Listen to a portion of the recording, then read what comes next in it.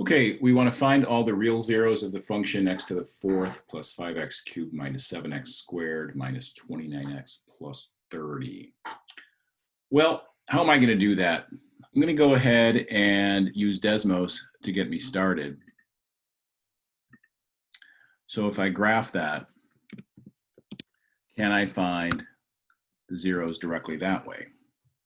X to the fourth plus 5x to the third minus 7x squared minus 29x plus 30. Well, it sure looks like it crosses at 2, at 1, at -3, and -5. That certainly is the easiest way to get an answer. Now, what are the ways that historically have been used to solve a problem like this? Well, we list all of the possibilities, plus or minus 1, plus or minus 2, plus or minus 3, plus or minus 5, plus or minus 6, plus or minus 10, plus or minus 15, plus or minus 30. So historically, if we're solving a problem like this, we're going to go ahead and try these. Try with synthetic division to see what works. Well, we know 1, 2, -3, and -5 work. Let me show you one that doesn't. So let me try 6 with synthetic division and see what I get. 1, 5, -7, -29, and 30. So what do? We bring the 1 down. 6 times 1 is 6. 5 and 6 is 11. 6 times 11 is 66.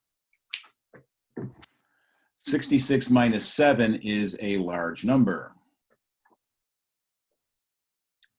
What, pray tell, is 66 minus 7? I believe that's 59. 59 times 6 is what? 354. 354 minus 29. What is that? 325, I guess. 325 times 6 is 1800, 1950, 1980. All the numbers are positive down here, and this number is positive. Nothing bigger than 6 is a solution. That's what we call an upper bound. And I hope I did that arithmetic right. I don't really trust myself doing arithmetic, but you get the idea. It's not 0. It's got to be 0 to be a root, or 0. So let's go ahead and try this again with one that we know works. We saw 1, 2, -3, and -5 works. So we've got f of x is x to the fourth plus 5x cubed minus 7x squared minus 29x plus 30. Okay, so I believe 2 works based on Desmos. 1, 5, -7, -29, 30. Bring the 1 down. 2 times 1 is 2. 5 and 2 is 7. 7 times 2 is 14. 14 minus 7 is 7. 7 times 2 is 14.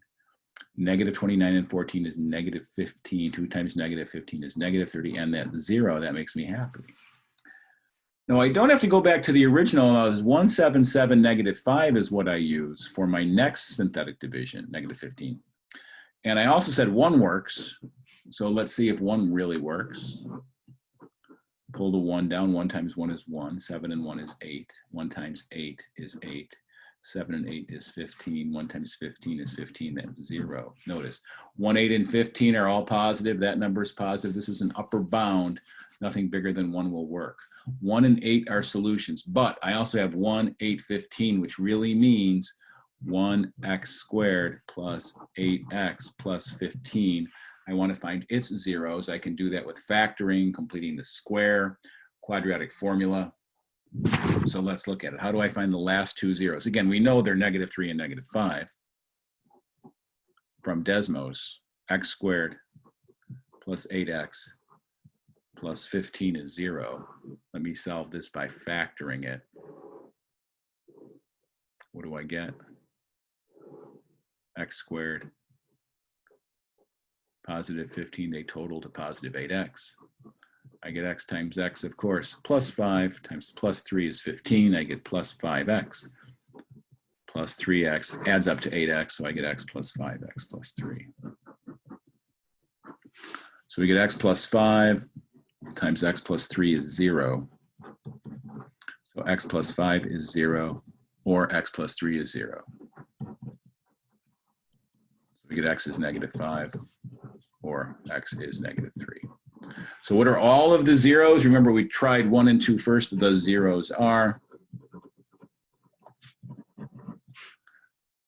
2, 1, negative 5, negative 3, which again, we could see all of them on Desmos, right? 2 here, 1 here, negative 3, and negative 5. I don't have a complete picture of this, but I can get one. I need a lot more y, as we saw doing this on the graphing calculator. So if I go negative 50 to 50, that should give me a decent picture, and it does. But again, you see, there's a 0, here's a 0, here's a 0, here's a 0. Notice the end behavior up to the left, up to the right, so it's even, which it is. The leading coefficient is positive, which it is. The leading coefficient is positive 1. If I changed it to a negative 1, it's going to be down to the left, down to the right, which again, you can see that's how that would have behaved. But here's our actual question. Even power, up to the right, up to the left. How many turning points? 1, 2, 3 turning points, so order 4 polynomial.